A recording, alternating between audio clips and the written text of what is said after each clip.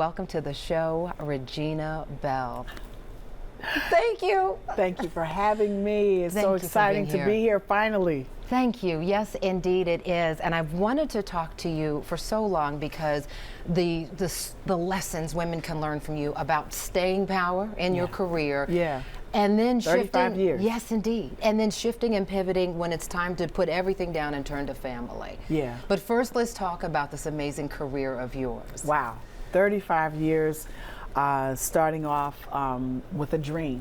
As a young girl from Inglewood, New Jersey, and just believing that I can do this thing. My mom said that I spoke prophecy over my own life when I was about 5 years old, and said that, you know, those people that you see on television right now, I'm going to be them one day. One day. And so, and even though you didn't see a lot of people on television who look like you still said, I'm going to do that. But you know what? The people that I did see, I used that as my encouragement, my inspiration, and my power, my springboard to move forward.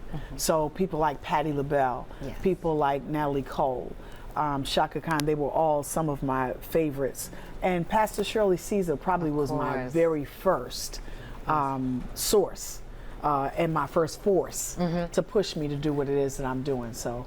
But I know that this has been a lot of ups and a lot of downs. Just tell us how, in 35 years of song selection, deciding what's going to be the priority and what makes songs magical, how have you gone through sort of the ups and downs? Because a lot of folks don't get this far.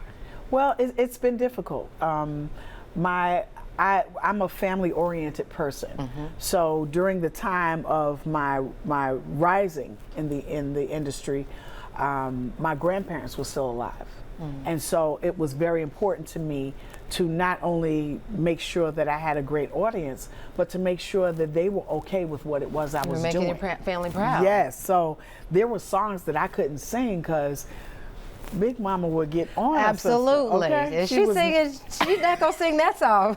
Look, she had a problem with so many tears. She said, "Oh wow." She said because the lyrics say, "And I don't even pray anymore at night because I don't think that anyone hears." Here's me. And it was just someone crying out saying that I'm going through so much that it feels like even the Almighty is not listening. Right.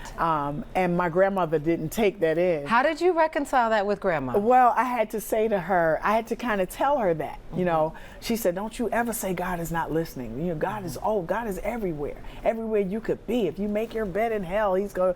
I was like, okay, Big Mama, I know. Not doing that lyric again. Right. But there's also still something, I guess, in that lesson to sort of holding your own, right? But still honoring who you are and whose you are. Yes. Explain. Yes. Well, I gotta be me. Like I listened to Pastor Caesar, I listened to Billie Holiday, I listened to Donny Hathaway. Those were some of my greatest mentors musically. And in the midst of trying to emulate them, I found Regina. And when I found Regina, I held on to it. Did you find Regina, like, because we know there are these peaks, right? A whole new world, and the Grammys, and then everybody's singing, and then everyone's asking you to sing it over and over again. And then things sort of quiet down, right? Like with everyone's career. What did you do to stay encouraged when it seemed like, okay, wait, you still see me out here, right? You still hear me out here. How do you get through those after these highs in your career when everyone's like, it's Regina Belle? Well, because God is still a force in me. You know, beyond everything, I don't believe my own hype. You know, right. I'm not buoyed by the celebrity. Right. I love the fact that I have fans. I love the fact that people come out to see me. I love the fact that people pay money. But at the end of the day, you know, there's a real life with my children, with my husband, and with my mother. And in that real life was also your brother. Yes. And it was your brother's illness, and you two were very close, that made you say, I need to put some things down. Tell us about what happened.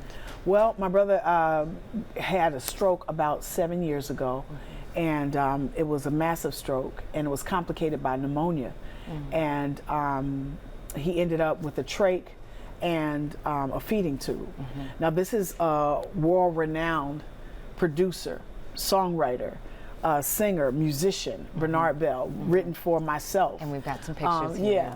Myself, Michael Jackson, Guy, worked with Teddy Riley. I mean, a number of really, really great people out there. And now he is confined to a room. And he, you know, my brother was my hero because he actually mastered that room. And what most would find a jail, he made it a place of solace. He would put out scriptures every day on the internet. When I came in, he would always find words of encouragement to give me. And he always had a joke. You know? And he was trying to keep you encouraged because you were caring for him during a very difficult transition in his health, right? Yes. So, and in the time, I wasn't just caring for him. I was caring for my dad, who had cancer, and my mom, who's also 84, who I'm still caring for. So my dad passed about 2 years ago. And my brother passed in June. And it was difficult in June of 2022. So it was difficult. But I hear my brother just saying, hey, you gotta keep it moving. My work is done, but you still got work to do. Tell me the lesson you learned about yourself. What surprised you? What did you learn about yourself in that season of caregiving for your closest loved ones? Wow. Portia, you getting me. I guess one of the hardest lessons I learned is that I can't do it by myself, that I need my village. Right. My village is important. I celebrate my village. Everybody will not do it the way I do it, but everybody has their own unique thing that they bring to the table to help you with what it is that you're doing. And in that time, you get to exhale, you get to breathe. And I know, just reading about what this experience was like, you had no regrets about putting aside everything because this was the season of caring exclusively for family. The songs were going to come to you, you would sing them again. Yes, absolutely, absolutely. Family is important. That is what keeps me it keeps my head, it keeps me, I remember I had just won the Grammy and I gone to my grandmother's house, and on that Sunday, everybody goes to my grandmother's house. Oh, wow. And my grandmom says, hey, did you wash dishes? And I was like, Grandma, I just won the Grammy. You see the Grammy on the TV? She said, that's nice, baby, but I asked you a question. Did you wash them dishes? And I presume you went to the kitchen and washed the dishes. Kept me balanced to let me know that Regina Belle is an entity on stage. But Gina is a part of the family. Still in the family. Yeah. And still has dish duty today. Come on now. Come on now. And I'm assuming you have carried those same traditions on with your family, with your beautiful granddaughter. Absolutely, absolutely. Amara and Aubrey have been my life. They keep me young. My other grandkids, Leah and Joshua, they are older. Amara and Aubrey are 4 and 6, and Leah and Joshua are 21 and 19. So, but here's what I think people need to understand: like, you're still touring, you're still performing, but you're still the grandma who's at the plays, at the games. You're doing it all. Yes. It's important. You have the biggest thing with supporting anybody is showing up. Right. So when you show up, guess what? It shows that Grandma was never too busy to be a part of my life. And to be a part of this modern day movement as well. I don't want to leave out your activism. You knew John Lewis well. Yes. You walked across the bridge with Edmund Pettus Bridge. This is important to you as well. Yeah, because I want not just for people to see, but I need my kids to see, I need my grandkids to see that it's important to speak up. It's important to know our history. If we don't know our history, then poor pitiful us. And so I want them to understand who we are, where we came from. I want them to understand that our history did not start when we came here. Our history starts way before that. Way before that. All right. And we're going to keep talking. We've got way more to tell.